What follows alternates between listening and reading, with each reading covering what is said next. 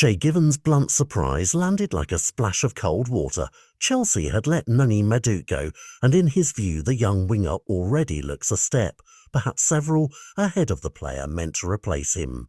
That single sentence hooks into a much larger story about judgment calls, timing, and how a single transfer can rewrite trajectories. Madueke's move to Arsenal in the summer window wasn't just another switch between London clubs. It was a gamble on a player who had not been given consistent runway at Stamford Bridge, and now, thrust into Mikel Arteta's system, he is showing why that runway mattered.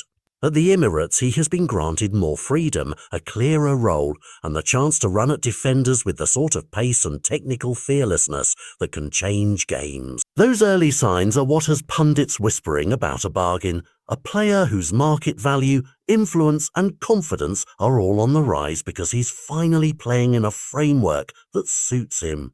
Meanwhile, Chelsea's summer reshuffle added Alejandro Garnacho into the picture, and on paper that was meant to cover attacking needs. But the optics are brutal. When a former player or respected voice like Given publicly states that one winger is miles ahead of another, it forces clubs and supporters to ask whether the decision-makers misread potential or simply lost patience. Chelsea's squad planning, investment choices, and the signals sent to other young talents in their academy now sit under new scrutiny. Did the club truly assess development trajectories, or were they chasing short-term balance at the cost of long-term upside? Those are the questions that escalate beyond a single headline. For Arsenal, the narrative is cleaner and more optimistic. Arteta's system rewards intelligent movement, pace in behind, and decision-making under pressure. Traits Madueke has displayed in flashes and now appears to be sharpening into consistency. When a player who was peripheral at one club arrives and immediately looks at home in another manager's system, that's not just about individual talent, it's about fit. Scouts, analysts and rival managers notice that fit because it changes match plans and forces opponents to adjust. And when a new signing starts to look like genuine value for money, the club's transfer team deserves praise for identifying not just ability, but the environment that will unlock it. There are broader market consequences too.